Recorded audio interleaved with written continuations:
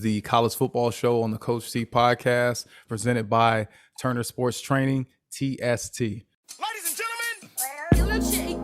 Yeah. Hey. You know what time it is? Yeah. You know what time it is? You are watching a master at work. Some people are probably like, what time is it? You know what time it is. It's showtime. And we are back again on the Coach T college football show with my boy Mook. I may sound a little ecky. I may sound a little echo today. I don't even know if that's how you say it, but I definitely have a little echo. Fans out there, you have to excuse me. I have, like I've been mentioning the last few shows, been moving the last week or so to our new place. I actually left my microphone at the old spot. So now I have my AirPods in. I'm in my wife's new office, and it's very spacious, but at the same time, it doesn't really help when you're trying to do a podcast. So you're definitely going to hear a little bit of echo, but hopefully you can forgive us for that, and you understand that we're still going to bring a great show. So again, this is the Coach T College Football Show with Mook. And Mook, I will ask for the fans out there, how are you? I'm doing well. Just another busy day in the life of a father of two firecrackers and a football coach. So yeah, doing well. Yeah, so talk about your team. I know Sunday you guys had your team's first game at the Brickyard, the Hobart Football Stadium. How did that go? It went really well. We beat Lowell 34-0. They had a couple of linemen on there that one was about he was at least 6'2" and had to be at least 240, 245. He had a beard. And my 90-pound kids. And my 90-pound kid had to block him all day. So yeah, I think I read that post. And he fought hard. He did a good job. So good. He left it all on the field. That's all you can ask for. I know you're a proud papa.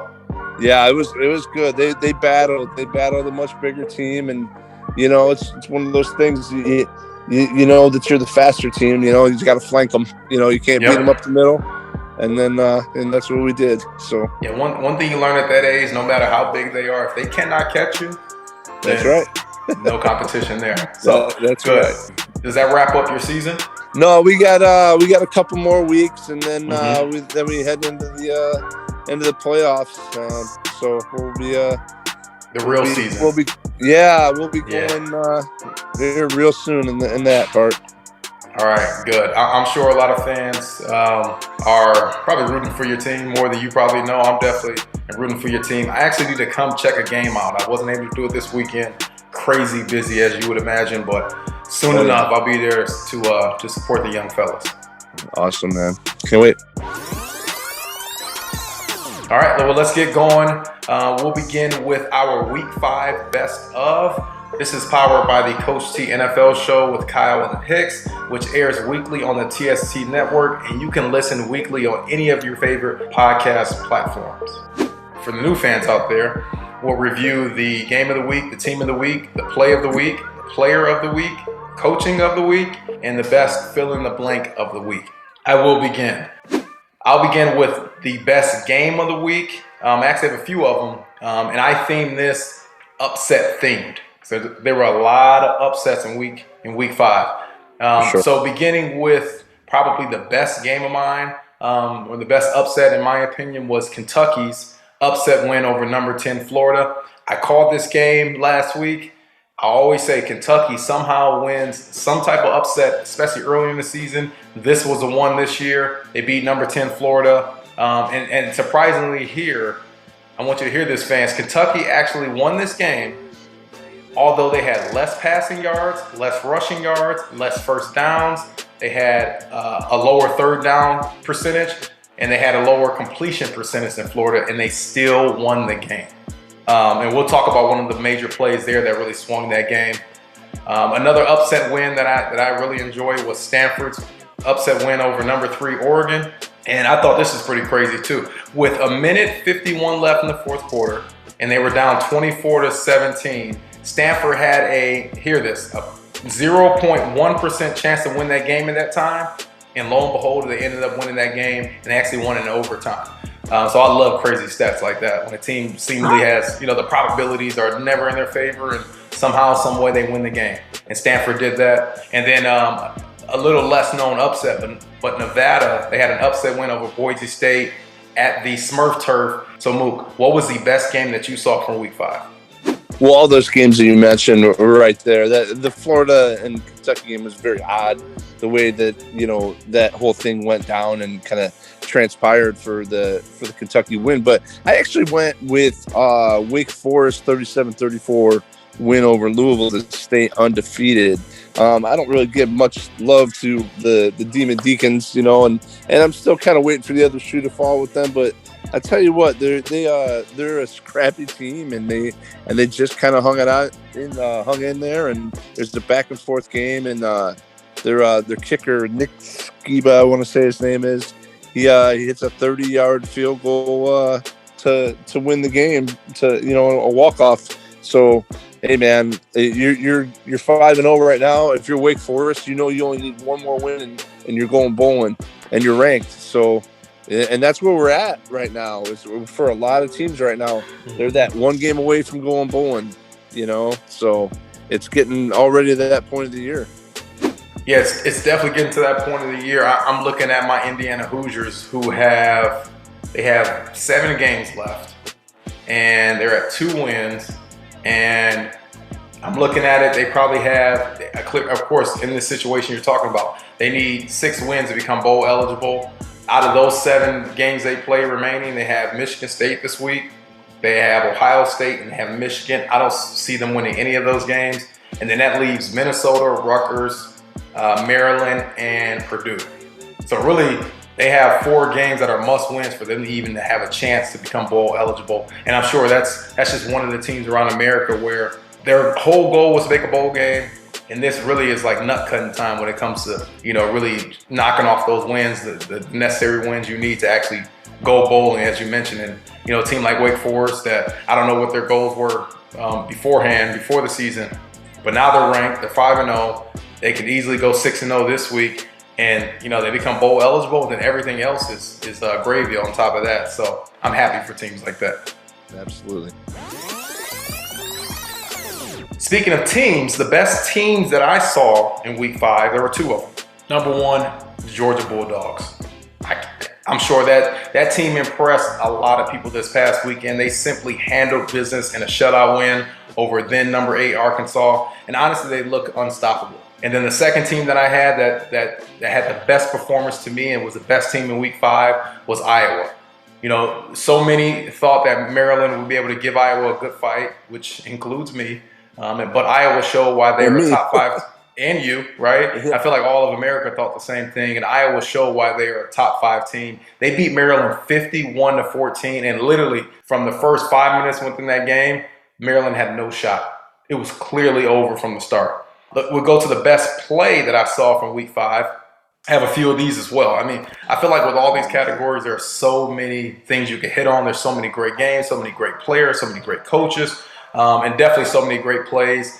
The best, and I actually broke this down by offense and defense. The best offensive plays that I saw, the first one was Bo Nix, his scrambling touchdown pass versus LSU. And I actually timed this, Mook. This play happened second quarter with 5 minutes and 8 seconds left, where Bo Nix takes a snap, he runs to the right, makes 3 or 4 guys miss. He runs to the left, makes a couple of more guys miss. He ducks out of another tackle. He throws a strike to his tight end, Tyler Fromm, touchdown. Again, that play started with 5 minutes and 8 seconds left in the second quarter. That play ran a total of 15 seconds. By the time the snap of the ball happened, to the time it hit Tyler Fromm's hand, the tight end recipient, it was 4 minutes and 53 seconds left on the clock. So 15 seconds had run off at that point in time. So imagine a quarterback scrambling for 10, 12, 13 of those seconds. It's that crazy of a play. Please go check it out if you haven't. Some of the other best offensive plays that I had, and this is what I think the one-hand catch segment. This is where we had a bunch of one-hand crazy acrobatic catches. The first I'll start with was Ole Miss's Braylon Sanders. He had a one-hand sideline catch versus Alabama. Again, it was a matrix type of catch. I can't even explain it. I feel like my words wouldn't even do it justice. You got to YouTube that as well. Boise State, speaking of Boise State, their receiver, who I absolutely love, I feel like he's an NFL receiver, Khalil Shakur. He had an insane one-hand TD catch over 2 defenders. Yes, 2 defenders in the game against Nevada. And then Temple, they have a receiver and another receiver, Jaden Blues. He had a twisting one-hand, 1-yard touchdown catch against Memphis. And then for sure, without a shadow of a doubt, the number one-handed catch this past weekend was Washington State's Calvin Jackson Jr. He had a 540 degrees, yes, 540 degrees one-handed catch against California.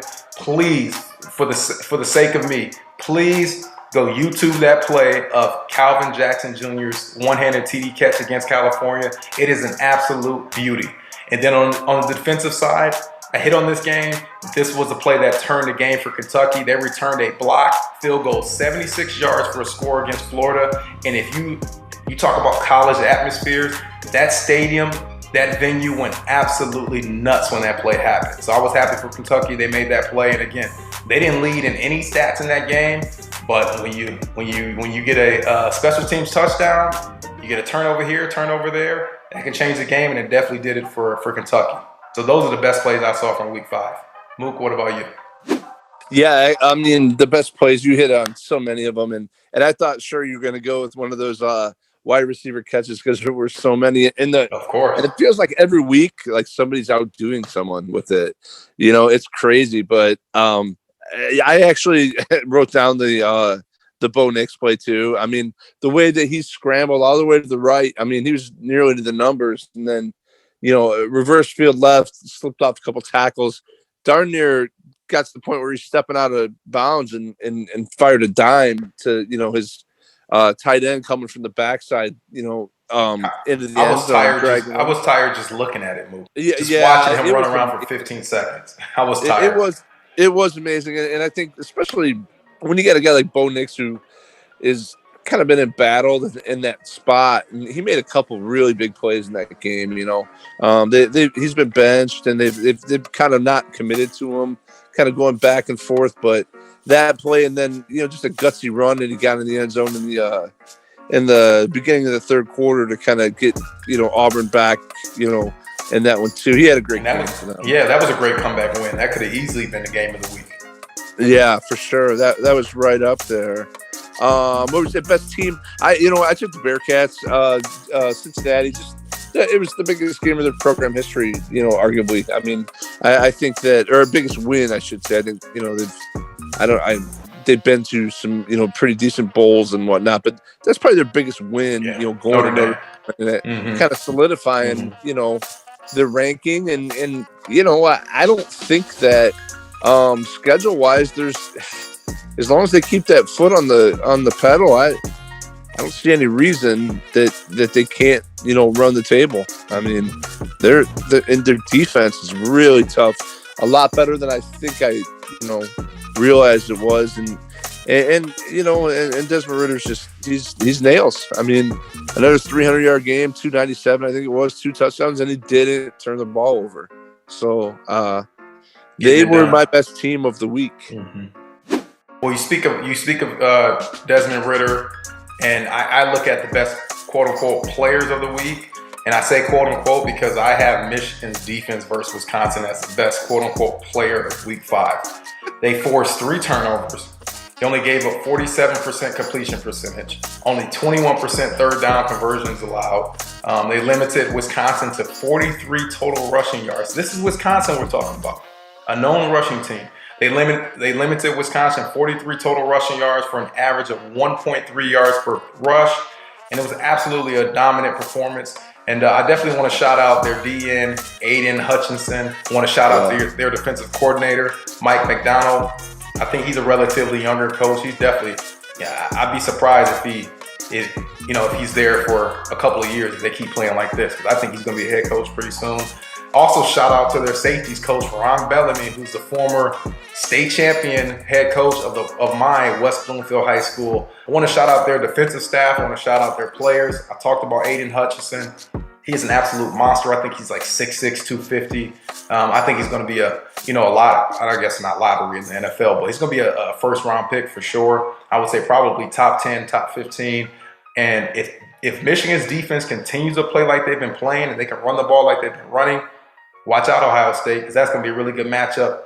And that just shows you the strength of teams within the Big Ten, which I know we're going to hit on later because it feels like there are 5 top 10 teams within the Big Ten. What was your best player of Week 5, or who was your best player of Week 5? Okay, so this is funny that you did that with the Michigan defense, because I was totally going to cop out, and I literally wrote down my best player is the Iowa defense. You should have copped out. Ain't nothing wrong with copping out. I totally copped out on that. I'm like, T.O. have somebody, but I'm just taking the Iowa defense. They've been causing turnovers all year long, but 5 picks from baby Tua, plus a fumble recovery. Now they're the number 3 team in the land. I don't know that I'm totally on board with that, but defensively, you can't deny what they're doing with that. And they just had such an amazing game against Maryland that really there was never any doubt in that one, and it wasn't even close. And that Hawkeye defense they're animals. They're going to a big game this week. We'll see who has better defense in that one overall. But this week, my best player was the Iowa defense. There you go. There you have it. Hey, great minds think alike. I guess they really do. And you know what? Honestly, defenses they don't get enough credit anyways. So to me, I like in today's day and age, especially with the offensive minded game, it feels like, especially in college, spread that over-under numbers are 70, 80 points. Think about the Ole Miss Alabama game. The over-under is 80 points. So when you get a defense that can actually lock down, will smack somebody in the mouth, they'll fly around. You got to give them credit. So shout out to both of those defenses, man. Defense is alive and well. And obviously great coaching helps with great defenses and great teams. And my best coaching of Week 5, I got a couple of them. Again, I'm really copping out because I'm just laying it all out here. I got a couple coaches. I'll start with Mel Tucker of MSU. They're a legit contender for the Big Ten title. Kenneth Walker Jr., he's up there for the Heisman right now, easily, if he keeps this going. They're running back. Kirby Smart, talked about Georgia, how dominant they were. They had a shutout versus Arkansas, 38-0. And I also want to shout out their defensive coordinator, Dan Lanning, another young guy, a young defensive genius that, he's under the wing of Kirby Smart, who's well known for his defensive tactics. Dan Lanning, he is an up-and-coming defensive coordinator as well. I think he'll soon be a head coach. And I got to shout him out, him and Kirby Smart, because they did what they had to do in a 38-0 shutout. I want to shout out Herm Edwards. He was definitely up there for Coach of the Week for me. Arizona State upset over number 22 or then number 22 UCLA. We say this every week, but Pac-12 after dark is real. Now Arizona State is atop the Pac-12 South, and again, prime position to contend for the Pac-12. And then lastly, one of my coaches of the week, I always screw up his last name. I'm sure a lot of people do. Navy's head coach, Ken, you can help me here. Ken Niamatalo? Ish, yeah. Something like that. I can't say it right, but yeah. It's Coach Ken. I'm going to call him Coach Ken for Navy. Yeah. They were down 30-17 to begin the fourth quarter. Then they storm ahead. They scored 17 unanswered points to stun then 10-point favorite Central Florida. I don't know what's up with Central Florida. I think Taylor Gabriel's still their quarterback. He's still doing what he has to do, but they seemingly cannot score points like they normally have. They're turning the ball over. And you have a 13-point double-digit lead going into the fourth, and you squander that. Yeah, I think he's out. I think that's one of their biggest problems. Okay, out. Yeah, that makes a lot more sense. He is injured, I believe. But still, the type of offense that Navy runs to come back in that fashion, you got to. And that's what I was thinking too. That's what I'm thinking too. Yeah. I'm like, how are they coming back 17 unanswered? Like, you would think, UCF, I could see them giving up some points, but sure, they should turn right back around and be able to score. But I don't know. Again, that's great coaching. Obviously, Navy did something on the defensive side to really slow them down in the fourth quarter. So again, those 4 coaches, for me, it's a cop out. But yes, those 4 coaches are my coaches of the week. What about you, Mook? Yeah, I mean, I think you got to look at Mark Stoops. I think you got to look at Kirby Smart for sure. I kind of just went along with my theme of the best team because I felt like Luke Fickell didn't let the game get too big for Cincinnati, and just the way he seems to have a fiery yet calming presence on the sidelines for them, and I think it's going to wind up getting him a pretty good job here after this great year that Cincinnati's going to have. So, so I went with overall, I went with Luke Fickell. I love it, man. I love it. All right, so lastly, this is our best fill in the blank for the best of. And last week I did uniforms. This week I'm going to do college pettiness. Yes, pettiness, because we got some petty teams out there. Two things that happened post-game. So Stanford, of course, had the big upset win over the Oregon Ducks. Underline the word Ducks. And Nike has this big quote-unquote got 'em ad, GOTEM, got 'em ad. And Stanford tweeted after the game a meme. They crossed out the got 'em and they put over got 'em, they put plucked 'em. So they plucked the Oregon Ducks following the upset win over Oregon, and they tweeted that out. I thought that was hilarious. And then Cincinnati had something similar where post-game they thanked Notre Dame and we all know their former head coach, Brian Kelly. They said, quote unquote, just grateful for this opportunity. Thank you at Coach Brian Kelly. This is a reference to when Coach Kelly said earlier in the week, last week, that teams should, quote unquote, be grateful and thankful for the opportunity to play Notre Dame in South Bend. So Cincinnati definitely got that done. So I love this, just the pettiness of these college teams, these college programs. And a lot of those programs got their Twitter fingers going, and they make things fun in college football, which it should be. So what's your best fill in the blank for week 5, Mook? And Stanford's they've always had something, They're so smart, right? They can always come up with something. Yeah, their band is like the most notorious band in the country, and like I feel like I don't remember exactly what the deal was. Probably like 15 years ago or so, maybe it's longer than that. Like they did some reenactment of like the Irish potato famine or something when they were playing Notre Dame. They all got suspended. I mean, they're ridiculous. Well, sorry to cut you off, but that reminds me, I was actually going to add another one for Stanford, where, of course, they were playing Oregon. Their in-state rival for Oregon is Oregon State, and Stanford's band at halftime, they were performing their theme song, but on the big drum for, I guess, their drummer, it said "Go Beavers." So this is Stanford's band, and they have across their big drum, it says "Go Beavers." And again, another petty move to kind of spite Oregon. So I agree with you on that. Stanford is very forward thinking. Again, this is Stanford, so you're not too surprised by that. Yeah, and to be honest with you, my fill in the blank it comes from that game as well, and it's the biggest game-changing play of the week, and that was, I think, the targeting call on Kayvon Thibodeau get ejected, keeping it alive for Tanner McKee to even push that game to overtime before the Cardinal ended up winning it in overtime in a wild one. That we talk about it. Nobody wants to play at Stanford, and it's just another team in the Pac-12 bites. Another one bites the dust. Yeah, and now we look at this.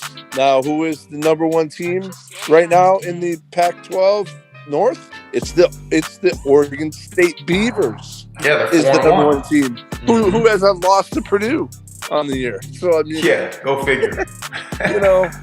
Whatever, man. Yeah, that coach, I cannot think of his name. He's a younger coach for Oregon State, but I looked at him quickly. I quickly glossed over and considered him for coach of the week, just because he has that team atop the Pac-12 North.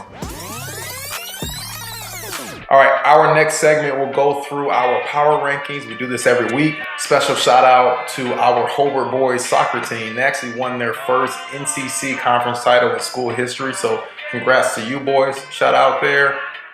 Normally we do a top 5. I kind of cheated here and I added a top 10. So just for reference, Coach T's top 5 of last week. Number 5 was Arkansas. Number 4 was Oklahoma. Number 3 was Oregon. Number 2 was Alabama. Number 1 was Georgia. Clearly, Arkansas and Oregon, that did not pan out well. This week, my top 10, again, I'm giving you 10 instead of 5. I'm going to start from 10 and going down. My number 10 team, Michigan State. Talked about them. They are actually the AP number 11. They're a slot ahead for me. They come in at number 10. Number 9, we just talked about them. Although they did lose, they're still a tough team. They still are going to, be in consideration, towards the end of the year for the Pac-12 title, and that is Oregon.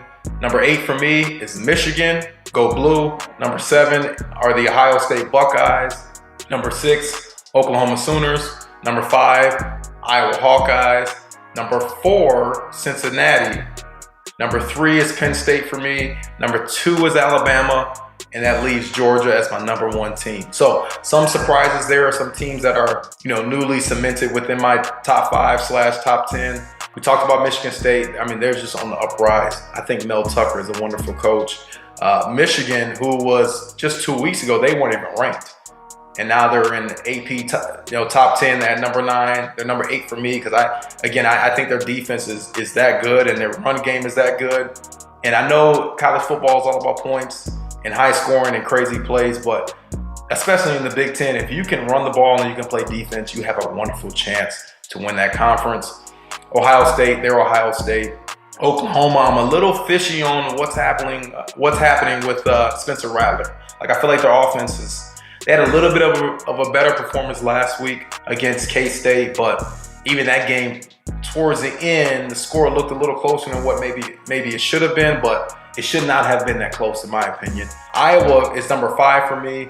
They're AP number 3. I actually have them 2 spots back. I just think if I have the number 3 team, I'd rather put Penn State there as opposed to Iowa. Cincinnati, they move up, of course. We know what they did. And then at the top, it's been the top like that for the last 3 weeks. Alabama number 2 and Georgia number 1. Honorable mentions quickly. BYU, who is now 5-0. I will note with BYU, the tough part about what's happening with them, it's kind of like what I hinted to last week with Arkansas. For BYU, yes, they're 5-0, but their schedule only gets tougher moving forward. They play Boise State this week, then they play at Baylor, then they play at Washington State. Now, Washington State, Baylor, Boise State may not be great, but I mean, those 3 games back-to-back weeks, that looks like an upset at some point in time. And then a team that I've been on since week 1, Oklahoma State. They're also 5-0 right now. In the last 2 weeks, they've beaten 2 top 25 teams. And then now, they're safe in that spot because, lo and behold, they have a bye week this week. So they'll be safe. It seems like it's better to have a bye week during this time of year than anything else. So, Mook, who are your top teams in your power rankings? All right. So a couple of these are going to be a little bit kind of funny because, I have one situation where a team beat another team, but they're below them. But I think sometimes it's where you're at in the season. But yeah, number 10, I don't know how long they'll stay there, but I got the Kentucky Wildcats. You can't really deny what they've done thus far, and I don't think there's a whole lot of separation between them and many teams down, below them. So they're playing good football right now. I'm going to give it to them. Number 10. Number 9 is Michigan. Michigan running the ball like crazy. The defense has looked really good.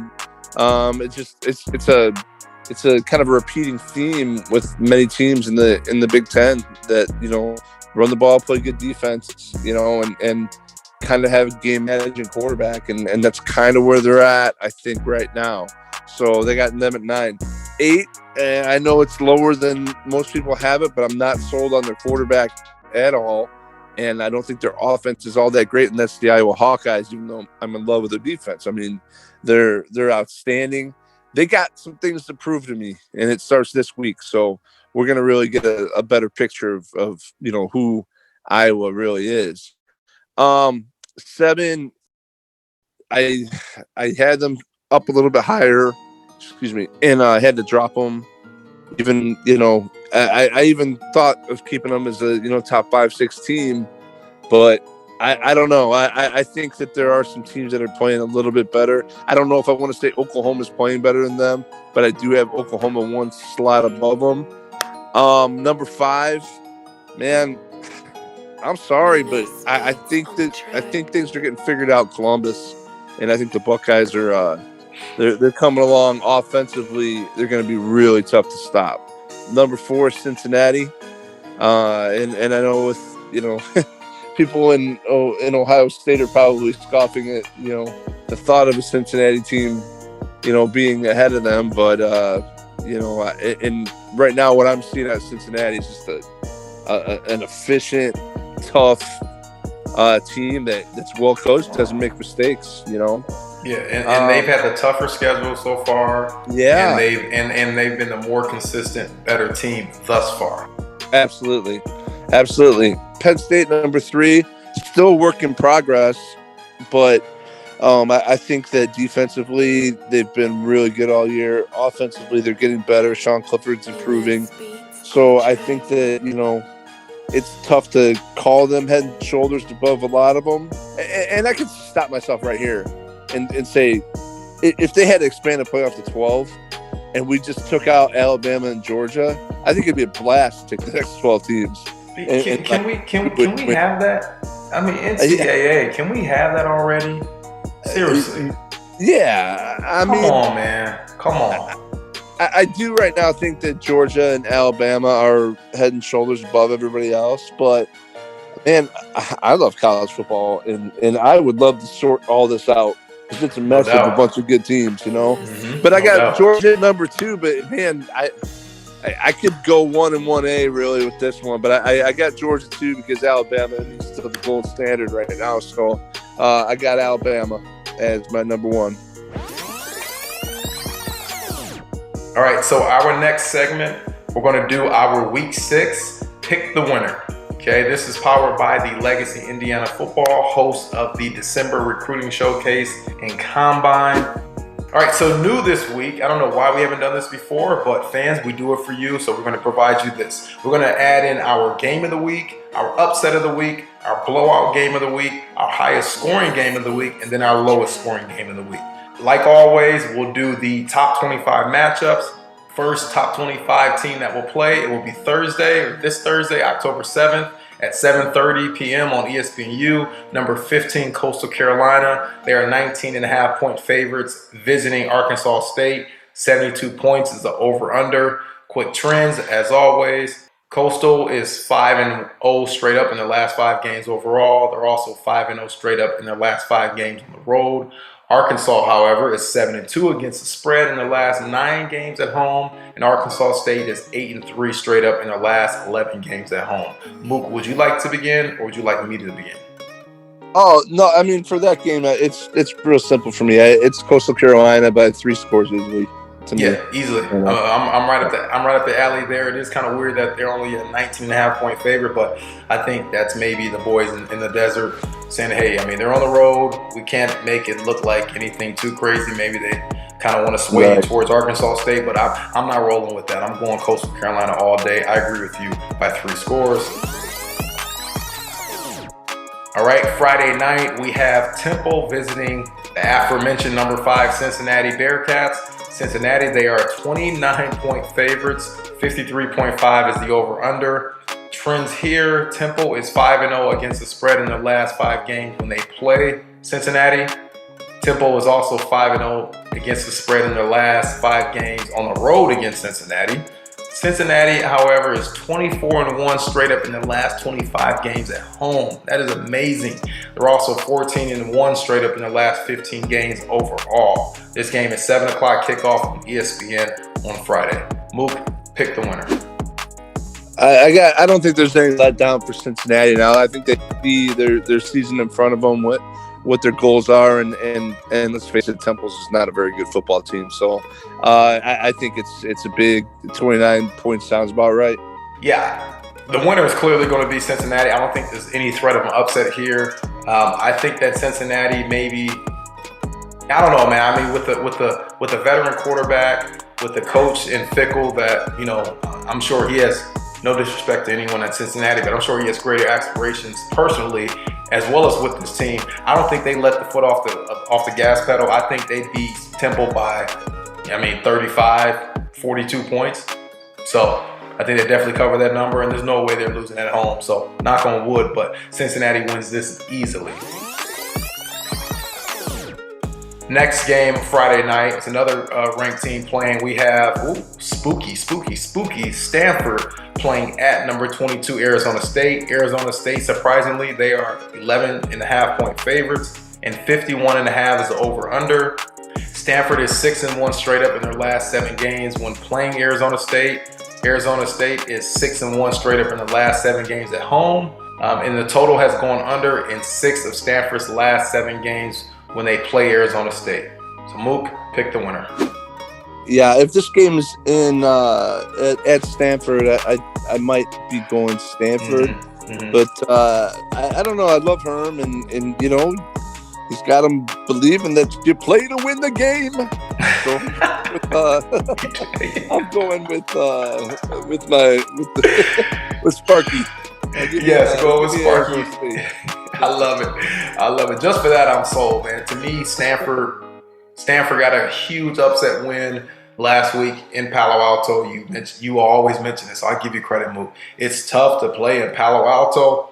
Luckily for Arizona State and Sparky, this is not in Palo Alto. So with that being said, Arizona State, they are 6-1 straight up in the last 7 games at home. I don't think they lose this. Now, it's tough with all these Pac-12 teams because, again, every week you know some top teams are going to get knocked off.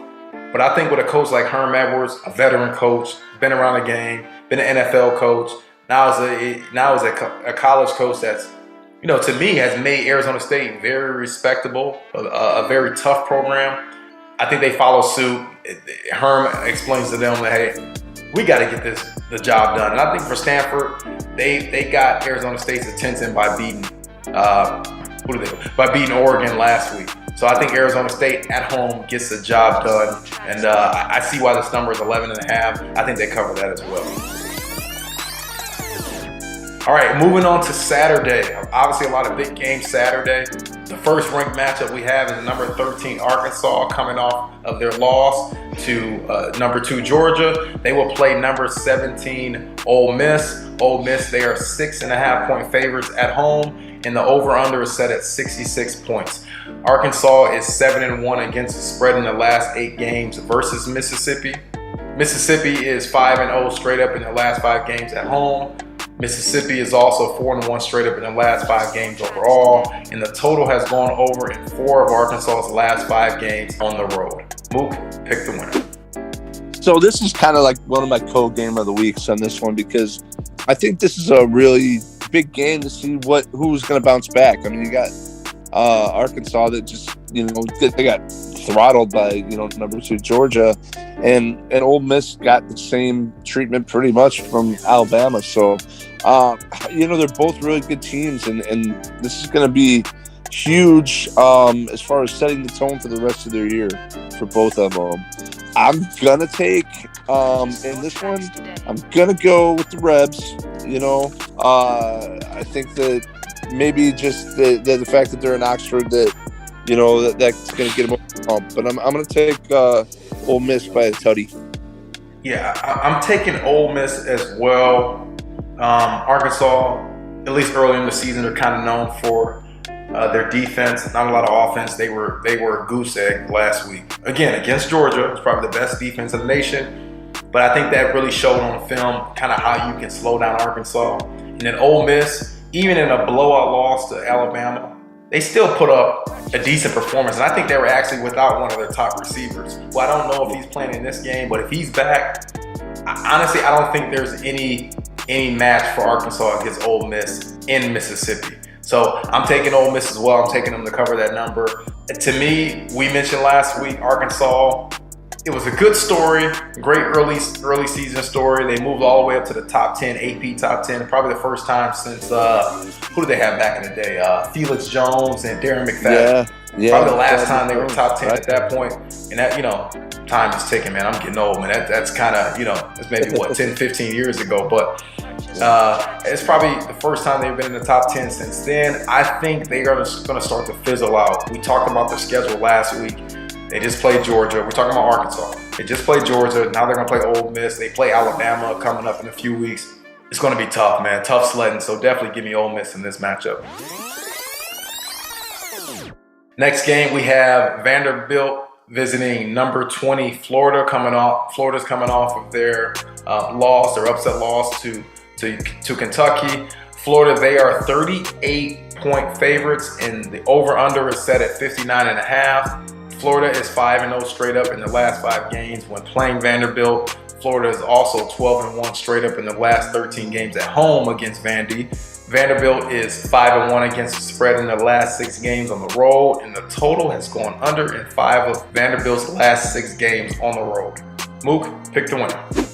All right. I mean, this is going to be quickly for me on that. I think that the Gators bounce back. They're angry. I think they're going to come up and get that win. And Vanderbilt's just not real good, and that's just the truth of it. But I wanted to jump real quickly back to the Ole Miss 1 point, just real fast. Please, on yeah, that. Yeah, go for it. Last week when we picked the games, I said, they could go anywhere from being very tight to getting blown out, kind of. And my point was that Lane Kiffin would have to get the gamble plays, the 4th and 1s and whatnot to make it, and he didn't, but Nick Saban did, and that was the big difference, that they couldn't get those plays when they needed them, but Alabama was able to get those plays that kept them on the field, and I think that was a huge part of that game ending the way it did. But I like the game is big over Vanderbilt. I love it. Yeah, I'm with you on that. Florida coming off of the upset loss. Now they're back at home. That should tell you everything you know. And what are they? Basically 40-point favorites. Vanderbilt almost lost to the University of Connecticut, who I don't think have won a game in the last 2 or 3 years. Yeah. Come on now. That should tell you a lot. Florida, huge in this game. Huge. Next matchup, we have Maryland visiting number 7 Ohio State. Ohio State, they are 21-point favorites. 70 points is the over-under in this matchup. The total has gone under in Maryland's last 5 games in a row. The total has gone over, however, in the last 5 games between these two teams. And Ohio State is 5-0 straight up in the last 5 games when playing Maryland. Mook, pick the winner. So, after what Maryland did to me last week, they're very close to being in the same boat as Washington with me right now, but they're not quite there. You broke my heart. I knew it was you. Yeah, I know it was you. But so Maryland, I've seen this though with them before too, where they started off the season. I was probably about 3 years ago. They were putting up insane numbers. I think they dropped a 70 on somebody, and a 56 and a 60, and then they looked unstoppable, and then they, I think, were 4 or 5 win team, and the way that Ohio State's offense is going right now, I think it's a 21-point spread. Give me Ohio State in 28. I'll take them. Yeah, I think Ohio State will be up 21 points at halftime. Ohio State is simply rolling. They're not missing a beat. Again, the cream rises to the top. Are we surprised that Alabama's, they play Ole Miss, everyone's hyping up the game, and then they're blowing them out the entire game? Are we surprised that Georgia, everyone's hyping up Arkansas, and Georgia wins 38-0? Are we surprised that Ohio State is actually doing what Ohio State normally does? This is why these teams are marquee franchises. Coach T, I use that every week. These teams are franchises for a reason, because they can recruit the best players, they have the best facilities, they have the best coaches, they have the best food in their frats or their households, whatever you call them, in their cafeterias. They just have the best of the best. That's what they do. So I wouldn't be surprised if Ohio State is up 3 scores at halftime and they're up 35-0. I mean, look what Iowa did to Maryland on the road during the weeknight. Like now you have Ohio State at home. They're hitting on all cylinders. They saw the Maryland versus Iowa film. They know how to exploit these guys. And Chris Olave, is that how you say his name for Ohio State? He is amazing. And then you got CJ Stroud that is a freshman, but he looks like a veteran quarterback for Ohio State. So, and this is why I got a little tripped up earlier. This is my highest scoring game of the week. This is my pick for that. Over-under is set at 70 points. I see Ohio State being up 35-7 at halftime, and then the game finishes. I think Ohio State can get 70 by themselves. So take the over there if you're looking at that. And this would definitely be my highest scoring game of the week for the ranked games. Yeah. All right, next matchup, we have number 11 Michigan State. They are 5-point favorites. I'm surprised by that. At Rutgers, the over-under is set at 51 points. Michigan State is 5-0 straight up in their last 5 games overall. They're also 6-1 straight up in their last 7 games when they play Rutgers. Rutgers is 4-1 against the spread in their last 5 games overall. And the total has gone under in 6 of Rutgers' last 8 games when they play Michigan State. Mook, pick the winner. So I put a little asterisk by this game because these are the type of teams that Greg Schiano can have his defense ready to play against. He can't match up against Ohio State. He can play tough against the ground and pounds. Or a Michigan, right? I mean, and I think that this is a type of game where, I think Rutgers can hang in there tight. I don't expect them to win this game. I definitely expect Michigan State to win. But I think that, it could be a pretty tight ball game, kind of in the way that the Rutgers-Michigan game went.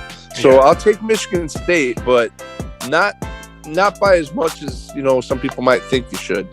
Yeah, you know what? I'm glad you mentioned that. That's a great point. And you're wonderful, man. I was wondering why Michigan State was only 5-point favorites. You bring up the Greg Schiano angle. You bring up the type of teams that he likes to build. The type of teams that he likes to face. Michigan State is seemingly one of those teams where Rutgers and definitely Coach Schiano, they're circling Michigan State, Michigan, the Iowas.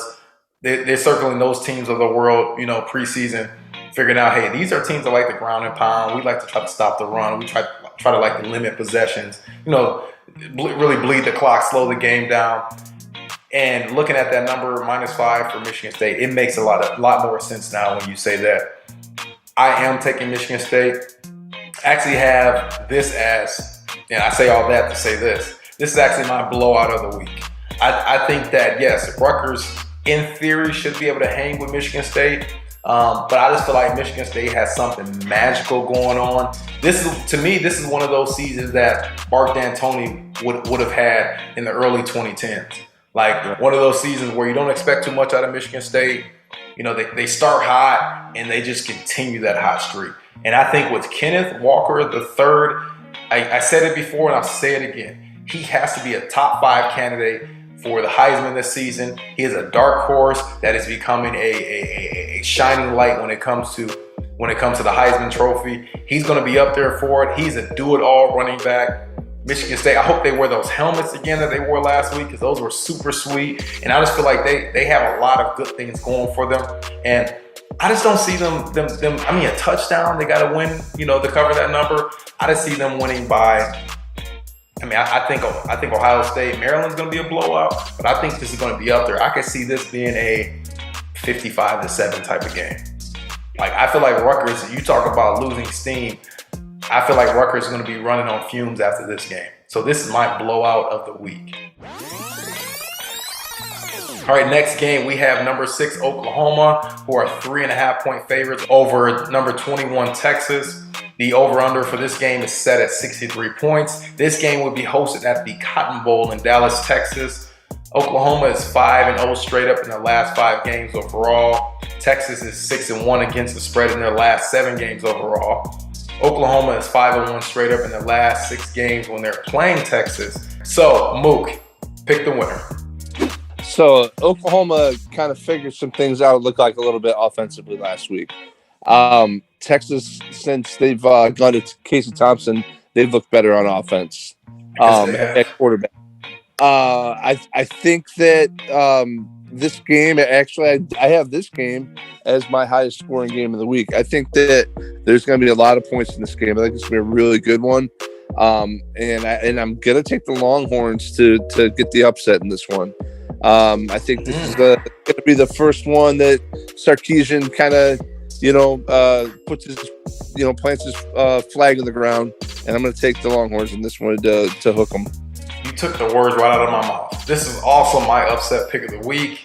I absolutely love Texas in this matchup. You know my love fest with Coach Sarkisian. I feel like Oklahoma, yes, they are a top 10 power ranked team within my rankings. But again, I talked about the flaws they have. I don't know what's really up with Spencer Rattler. Not that he's playing terrible, but he had such lofty expectations preseason. I don't think he's meeting them right now. He's a young man, so I won't beat him up. But at the same time, Oklahoma on a neutral site, a small favorite over Texas. I think that's just, more of a formality when it comes to, setting that number. But to me, Texas has everything and more to win this matchup. It's going to be an emotional game. So I could definitely see Texas winning this matchup. And like you said, this would be a great way for Sarkisian to say, to plant his flag and say, hey, Texas, the UT faithful, I'm here to stay. And the offense is looking much better with Casey Thompson at quarterback. Much better. Deshaun Robinson is playing well. They have I'm bad with names, but they have a receiver that used to play quarterback for them, number 4. He's making a lot of plays. Xavier Worthy, who's another receiver, number 8. He's playing fantastic. So Texas has a bunch of weapons to answer every big play that Oklahoma makes. And I think Texas makes more big plays in this game. So again, I agree with you, Mook. It's my upset pick of the week. Next matchup, we have number 19, Wake Forest, who are 6.5-point favorites, visiting Syracuse. 56.5 is the over-under. Syracuse is 6-1 against the spread in their last 7 games. They're also 4-1 against the spread in their last 5 games at home. Wake Forest is 5-0 straight up in the last 5 games overall. Mook, pick the winner. This is another one of my asterisk games, just because of the fact that Syracuse tends to, at least it feels like they play these games very well against kind of the Wake Forest type teams in the Carrier Dome. I'm gonna take Wake Forest, but I think this one could be a little bit another nail biter. But I'll take Wake. I couldn't have said it better. If I had an honorable mention for upset of the week, Syracuse would definitely be the game here. I could easily see them winning this game in some universe. They could win this game. Wake Forest, again, they're 5-0. They probably would be right on the road to lose this matchup, but I'm rooting for Wake Forest to win this game, so I'm actually going to take them in this matchup. And I actually think they don't cover this number, but I think that they play well enough. And I don't think they're ever not leading within this matchup, if that makes sense. So give me Wake Forest in this game. Next game, we have number 24, SMU, who are 13.5-point favorites over Navy. 56 points is the over-under. SMU is 5-0 straight up in the last 5 games overall. Navy is 5-0 against the spread and 5-0 straight up in their last 5 games at home when they play SMU. And the total has gone over in 6 of SMU's last 7 games on the road. Mook, pick the winner. I got the ponies in this one. SMU, they're going to stay undefeated after this game, but I think that Navy could, maybe ride some emotion off of last week and, have some momentum. But I think that SMU at the end of the day, I don't know if they cover, but they win. See, I respectfully, I disagree with you here. I think that Navy had a huge upset win last week. They're coming back home. I think they have a little bit of a letdown here. And SMU, to me, is a terrible matchup for Navy. SMU can score like crazy. Navy, their defense is not crazy style, so they give up points. And if they're playing from behind like they were last week, when they had to come back from 13 points down and score 17 unanswered, I don't think that happens this week. I can see SMU winning this game big. Give me the ponies. All right, next game is a huge game. We have number 2 Georgia, who are 14.5-point favorites, visiting number 18 Auburn. 46 points is the over-under. Georgia is 5-0 straight up in the last 5 games. Also, Georgia is 5-0 straight up in their last 5 games on the road. Auburn is 7-1 straight up in their last 8 games at home. And the total has gone under in 7 of Auburn's last 8 games when they played Georgia. Mook, pick the winner. Well, I mean, Georgia is Georgia. We know how good they look right now. I do have a little asterisk by this game. Not that I think that Auburn's going to win this game, but I think Georgia's going to have to play 4 quarters in this one to win it. I know it's 14. Maybe 14 and a half is the point spread, I think. Correct. And I think maybe Georgia gets there at the very end, but I think Auburn's going to compete with them. I think defensively they're going to give some different looks to the Georgia offense. So I like Georgia, but I think it could be an entertaining game. Yeah, I agree with you. I definitely think it's going to be an entertaining game. To me, a little over 2 touchdown favorites. It's tough when the over-under is only 46 points. So to me, this is my pick for the lowest scoring game of the week. I feel like Georgia will be able to easily slow down Auburn, kind of banking on Georgia maybe, sleepwalking this game slightly, especially being on the road, in Auburn. I feel like they maybe don't score as many points, and I agree with you. I think this is a 4-quarter game. Now, does Georgia cover that number? I would probably lean yes, because they are number 1 in my power rankings. But I agree with you. I think if they do cover it, it's late in the game. But I don't see a lot of points scored in this matchup. And again, this is my lowest scoring game of the week. But as far as the winner, clearly I got to go with the Bulldogs. All right, next matchup we have Boise State visiting number 10 BYU. BYU, they are 5.5-point favorites, and the over/under is set at 55.5 points. Boise State is 13-4 straight up in the last 17 games on the road. They're also 18-7 straight up in the last 25 games overall. BYU is 5-0 straight up in the last 5 games at home. They're also 5-0 straight up in the last 5 games overall. Mook, pick the winner. There's something inside of me that feels like Boise State competes, but I think that BYU. So I think somebody's going to get them here, but I don't know that it's this week, not in Provo. So I got BYU. This is not my upset of the week, but I can easily see Boise State winning this matchup. I don't think BYU covers this number. It's something about those number 5s, right? 5-point favorites, 5.5-point favorites. Just weird to me. It always has been. So as far as picking the winner, I know they're within my power rankings top 10. I'm actually going to go with Boise State here. I feel like this is an even matchup. I feel like Boise State has been underwhelming this year. I don't know what the reason being. I know they have a new young head coach. I'm not going to put the blame on him, but I just feel like, it's going to take a little time for their program to really, get back to the success that they normally have. But I don't necessarily trust BYU either.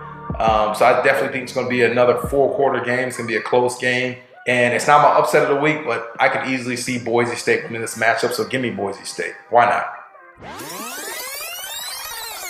Next game, we have number 4 Penn State visiting number 3 Iowa. Iowa, they are 2-point favorites, and 41.5 is the over/under.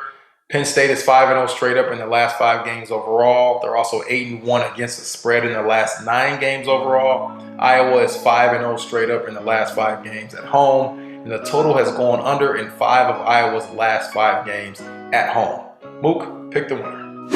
So this is my lowest scoring game of the week, which means it'll probably be somehow, 100 points. Game, but by all rights, I feel like this should be a 3-2 game, and I'm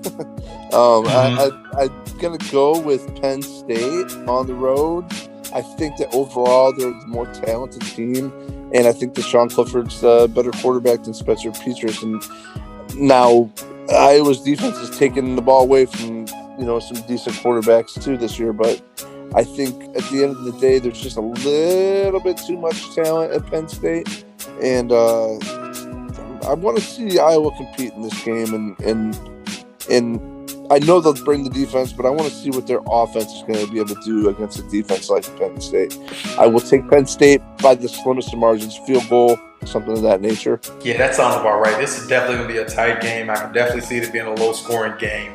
What does it come down to at that point? I mean, they both can play defense. I would probably say I give the slight edge to Iowa on the defensive side. Plus, they're at home. And Mook, I talk about this a lot.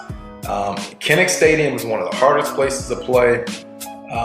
It's a loud place. They're right on top of you. Iowa's small favorite. You know, it's the battle of, honestly, at this point in time, the Big Ten's best.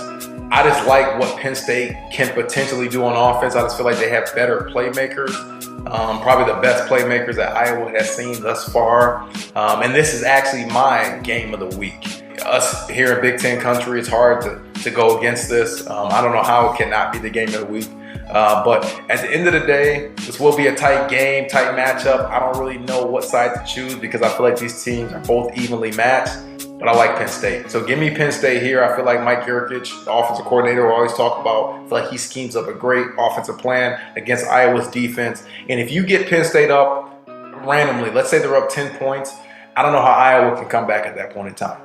Right. Iowa is best when they are ahead and they're up and they can now kind of play freely on defense. They can turn you over and, you know, they can run the ball and do what they do. But if they're down and they're behind, they become a much more average team. So give me Penn State in this matchup. Next game, we have number 14 Notre Dame versus Virginia Tech. Notre Dame, they are 1-point favorites over VTech, and the over-under is set at 47 points. Notre Dame is 9-1 straight up in their last 10 games on the road. Notre Dame is also 20-3 straight up in their last 23 games. The total has gone under in Virginia's last 5 games at home, and the total has gone under in the last 5 games overall. Mook, pick the winner. It's a tough one, man. We're back in Blacksburg again with a kind of a reeling Irish team and Enter the Sandman. And a tough defense in Virginia Tech. This was one of them that I considered as my lowest scoring games too. To be honest with you, man. And it's a night game. This is a 7:30 kickoff. Just a heads up. We're night at Blacksburg again. You know, man. I'm just gonna say, I think that Notre Dame makes enough plays to win the game, and I don't sound very confident in that because I'm not. I don't know that Virginia Tech has enough offense, even with a Irish defense that needs some fix. I think that Hamilton could pick you off and do some things. So I'm gonna take the Irish, but again, it's reluctantly. That 1 point spread is because it's right there. You know. Yeah, Mook, you know what? I was thinking the same thing, and then in the back of my mind, because we do this on the NFL show, I think about the coaching matchup. You got Brian Kelly coming off honestly, we look back at it. Notre Dame losing to Cincinnati is not the end of the world. Like, Cincinnati's a really good team. Notre Dame, they're a good team, really good program. We know what they bring. I don't even have to say it. So you have Brian Kelly coming off a loss, now going on the road against Shane Beamer, who I think is going to be a wonderful coach, but he's a relatively younger coach, a newer coach. So just the coaching matchup alone, I just feel like Brian Kelly gets these guys going. He gets them up. They understand the magnitude of this game. They almost have to win it for them to reach what are Notre Dame standards as a successful season. So 1 point favorite. I can see why the boys in the desert are thinking this, but I mean I see Notre Dame winning by games in. They're winning by double digits. So easily 1 point. Man, give me Notre Dame, please. Next matchup, we have LSU visiting now number 16 Kentucky. Kentucky, they are an average spread. They are 3 point favorites at home, and 51 points is the over-under. LSU is 6-1 straight up in their last 7 games when they are playing Kentucky. They are also 4-1 against the spread in their last 5 games on the road. Kentucky is 5-0 in their last 5 games at home. They're also 5-0 straight up in their last 5 games overall. Mook, pick the winner. This is amazing to me that I'm going to be talking about, Orgeron losing its job again, but that's where we're at right now. Jeez. We're at a point where LSU has to win. This is a must-win for LSU, and that's crazy, but it's true. They have so much talent, but you know what? This is what they got left on their schedule. Florida, at Ole Miss. Let's put it this way: the only easy game they got is Louisiana Monroe. Okay, they have Arkansas, they have A&M. They can potentially get to maybe 6 wins, but they have to get this game against Kentucky. That ain't gonna cut it, and Baton Rouge. And that won't keep his job, but they'll at least have some respectability and go bowling. Kentucky, on the other hand, you know what? 4 close games so far this year. Next week they're at Georgia. They're not going to be at Georgia. But here's my thing: if they lose this game, then they're potentially going to be on a losing streak after that. So because they have Tennessee and Mississippi State and whatever coming up, so they have to win this game. Kentucky does. They're at home. They're playing better. I'm going to take Kentucky in this game and another close one. But LSU, they just haven't shown me that they can get over that hump. Yeah, they have not shown that. It's crazy that, like you said, Orgeron, if he loses this game, you're going to have more and more chatter about him losing his job. And they just won a national championship, it seems like, last week. I mean, what happened with that, But honestly, we don't have this on the board, but I think this game goes to overtime. It's going to be that close of a game. Pick the winner. I don't know, man. Like, what are you going to get from LSU? What are you going to get from Kentucky coming off of that, that huge win, a huge upset win? Now they're back at home. It seems like, their energy is going to be down for this game. Like, I don't know, man. So if I had to pick a winner, I'm actually going to go with LSU. Like you said, they need this. Orgeron needs this. Kentucky has had a huge win. I know how college kids from 18 to 22 are. I just feel like they'll have a little bit of a letdown here. So I'm taking the Tigers. Give me LSU in this matchup. I think they win. And I'm going to say again, overtime game. Next matchup, we have number 9 Michigan versus your Nebraska Cornhuskers. Michigan and they are 3-point favorites in this matchup, and the over/under is set at 52 points. Michigan is 5-0 straight up and 4-1 against the spread in their last 5 games overall. Nebraska is 5-0 against the spread in their last 9 games, and the total has gone under in 6 of Nebraska's last 8 games overall. Mook, pick the winner. Even though I think I know who you're going to go with. Well, I'll tell you what, man. Nebraska finally played a complete football game and looked how they're supposed to look last week. Yes, Northwestern is not good, but it is still a Big Ten team. And to do that gives them hope. Yeah, they look like the Eric Crouch team. They were just running the ball left and right. They did it even a little option, too. It was beautiful, Mook. I give your team credit. Yeah, so they mixed some things up, but here's what they totally rearranged their offensive line, and it seemed to pay off there.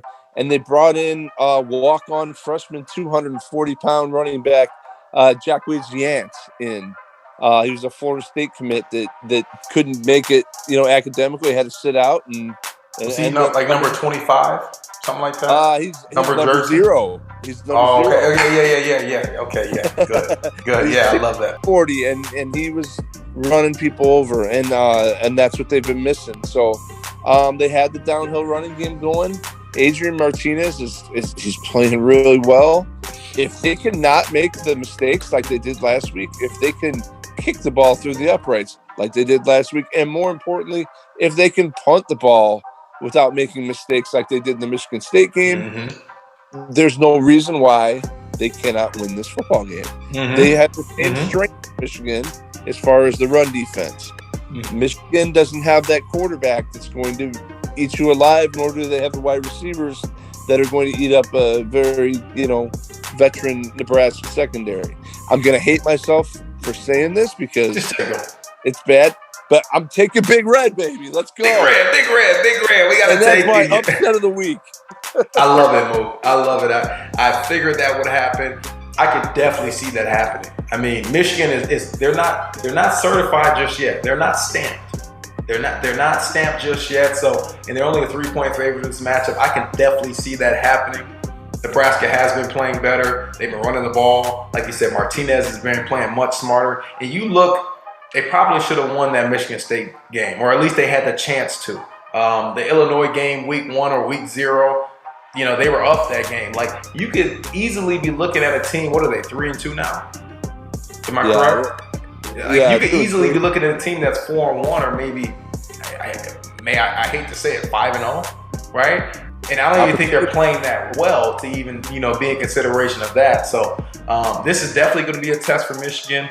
What's the number? Michigan is 5-0 straight up and 4-1 against the spread in the last 5 games overall. But Nebraska, they're 5-0 against the spread in the last 5 games as well. I do see this being a close matchup overall. I don't really know what to pick here. I do think Michigan is on to something, though.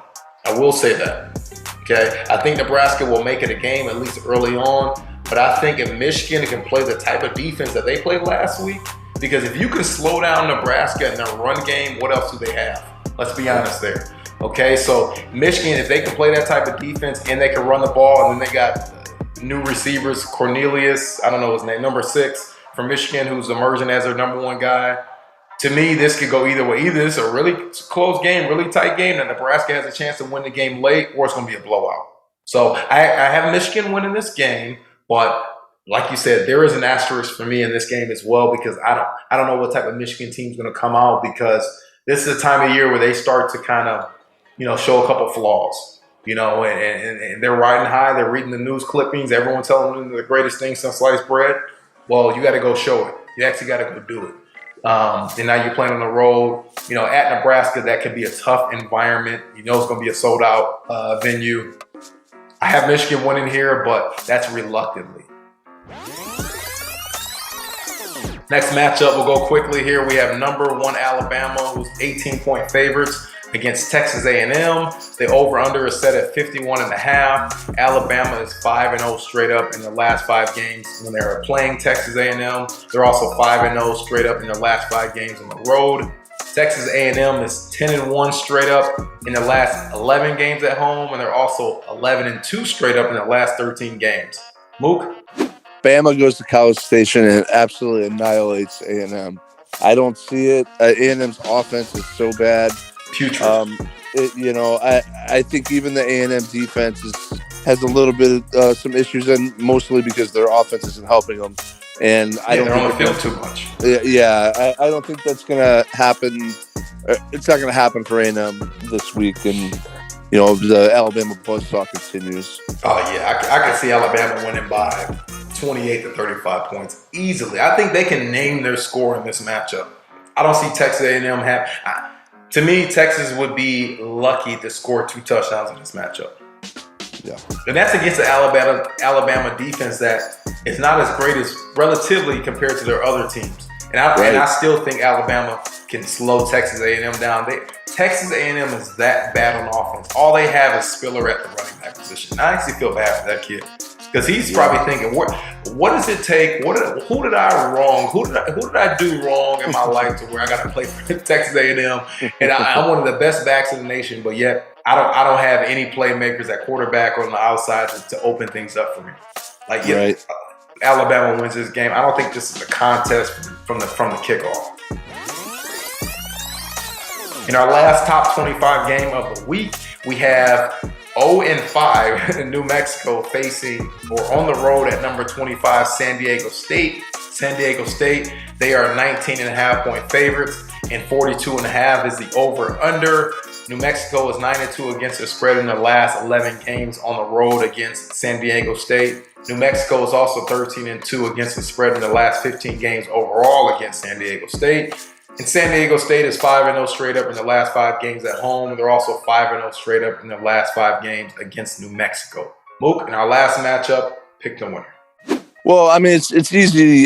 San Diego State, they got one of the leading rushers, Greg Bell, who was a former Husker that didn't crack the lineup, transferred out, was the portal works this way, and found fertile ground in San Diego.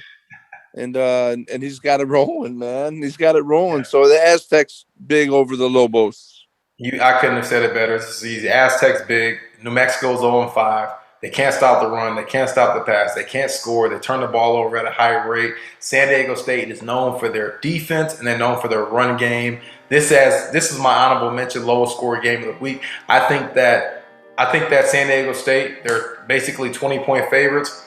I think that they win 35-0. I don't see a way where New Mexico can even score. So this is easy, Mook. I agree with you. San Diego State, huge in this matchup. All right, and that will do it for us. Wonderful show as always. Please like, subscribe, please share as much as you can. Tell a friend about our show. We are on this is week 6 for us in college football. We did a couple preseason shows. So, I mean, looking at it, we're more than halfway through the season. I'm enjoying it. Hopefully you guys are enjoying it. Mook, do you have anything to say to the people? No, we're getting to that point of the season where it's the real season, the pretenders and the contenders are kind of showing their faces now. So it's just kind of strap in and watch it. As now the league play is going, and rivalries are heading up there. The trophy games are there. So man, have fun with one it. time, Enjoy man. Enjoy it, because when we look up and the season is over, I'm gonna shed some tears, man. Because I just absolutely love college football. And like you said, this is the greatest time of the year in college football. This is where conference games are happening. This is where teams are really separating themselves.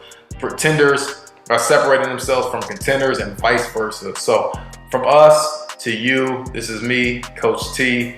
Continue to show us love. Continue to show us support. And we'll keep bringing you that funk. Peace.